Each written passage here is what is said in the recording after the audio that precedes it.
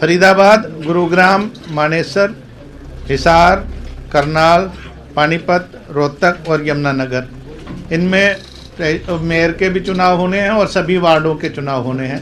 जो अपना नाम वापस जिनके नाम ठीक पाए गए वो अपना नाम वापस लेना चाहते हैं वो अपना नाम वापस ले सकेंगे 11 से 3 बजे के बीच में। म्यूनसिपल काउंसिल में प्रेसिडेंट के लिए पहले ये खर्च की तयशुदा सीमा 16 लाख रुपए थी, जिसको बढ़ाकर 20 लाख किया गया है। हरियाणा के शहरी निकाय चुनाव की घोषणा। फरीदाबाद, मानेसर, पानीपत, रोहतक, करनाल में निगम चुनाव। अंबाला, सोनीपत में मेयर के चुनाव होने हैं। गुरुग्राम, मानेसर, फरीदाबाद में चुनाव। इन सभी जिलों में मेयर और पार्षदों का चुनाव होगा। इलेक्शन कमीशन अंबाला और सोनीपत के केवल मेयर चुनाव होगा। 21 नगर पालिकाओं के भी चुनाव होंगे। अंबाला और सोनीपत में केवल मेयर चुनाव होगा।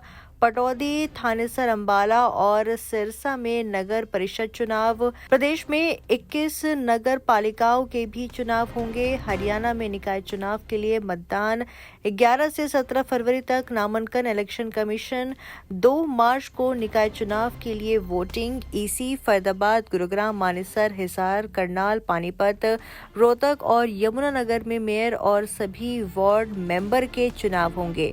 सोनीपत और अंबाला में मेयर चुनाव होगा। 11 से 17 नॉमिनेशन। पानीपत को छोड़कर 2 मार्च को वोटिंग आज से लागू होगी चुनाव आचार संहिता। महंगाई को देखते हुए खर्चे की लिमिट बढ़ाई है। म्युनिसिपल कॉर्पोरेशन के मेयर के लिए 10,000 सिक्योरिटी डिपॉजिट होगा। वोटों की गिनती और रिजल्ट 12 मार्च। 500 पोलिंग बूथ पर 10,000 ईवीएम रहेंगी।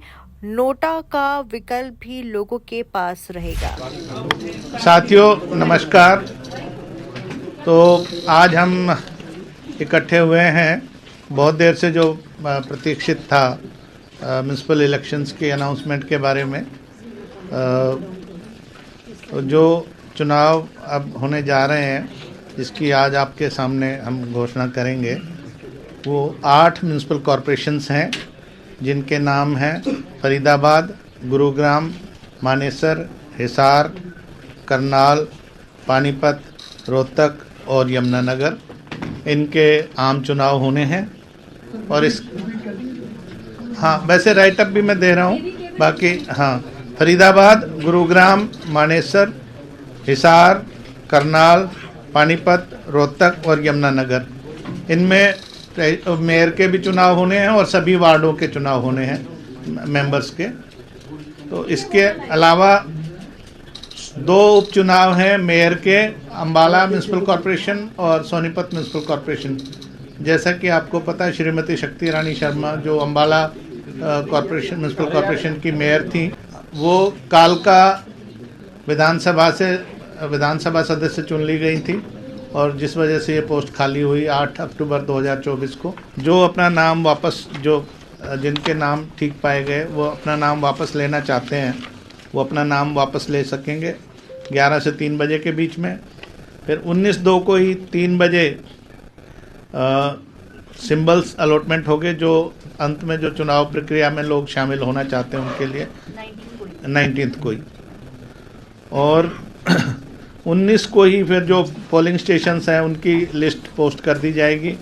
इस प्रकार पानीपत जो नगर निगम है उसका भी नोटिस कल जारी होगा, क्योंकि वहाँ की मतदाता सूची 18 फरवरी को तैयार होके आएगी, फाइनल पब्लिकेशन। जो पहले 8 म्यूनसिपल कॉरपोरेशन और बाकी पहले 7 जो म्यूनसिपल कॉरपोरेशन है, 2 बाई इलेक्शंस हैं और जो 4 म्यूनसिपल काउंसिल्स और 21 म्यूनसिपल कमेटियाँ और पानीपत की, सबकी मिला के 12 मार्च को काउंटिंग होगी 8 बजे ऑनवर्ड्स, और उसी दिन रिजल्ट डिक्लेयर कर दिए जाएंगे संबंधित आरओज़ द्वारा। आपको पता है वर्ष 2016 में राज्य सरकार ने कुछ एजुकेशनल क्वालिफिकेशन कैंडिडेट्स के लिए पहली बार हरियाणा राज्य में रखी गई थी।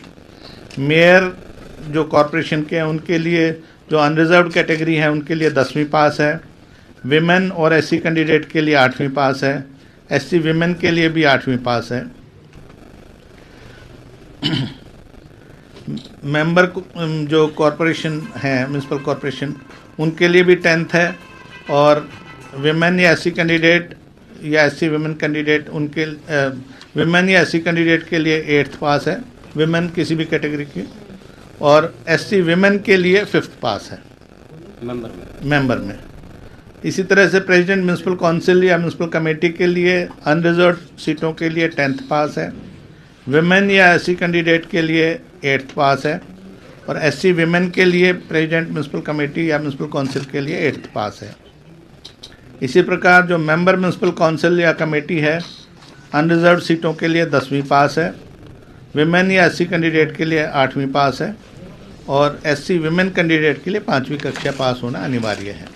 म्यूनसिपल काउंसिल में प्रेसिडेंट के लिए पहले ये खर्च की तयशुदा सीमा 16 लाख रुपए थी, जिसको बढ़ाकर 20 लाख किया गया है, और मेंबर के लिए 3.5 लाख से 4.5 लाख किया गया है। म्यूनसिपल कमेटी में 10.5 लाख रुपए थी प्रेसिडेंट के लिए खर्चे की सीमा, वो 12.5 लाख की गई है, और मेंबर के लिए 2.5 लाख जो थी उसको 3 लाख किया गया है।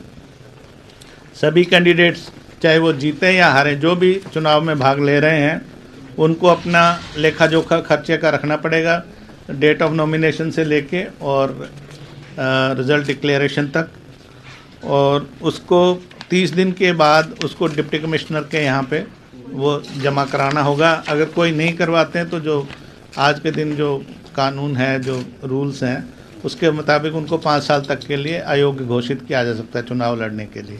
बैलेट पेपर्स मेयर और प्रेसिडेंट के लिए पिंक कलर का होगा, उस पर ब्लैक इंक से प्रिंटिंग होगी, और मेंबर्स के लिए वाइट कलर का होगा जिस पे ब्लैक इंक से प्रिंटिंग होगी। जो कंटेस्टिंग कैंडिडेट हैं उनके फोटोग्राफ्स भी बैलेट पेपर पे लगेंगे, जो चिपकाया जाएगा मशीन पे, ईवीएम पे, और सॉरी जो बैलेटिंग यूनिट होगी उस पे वो चिपकाए जाएंगे।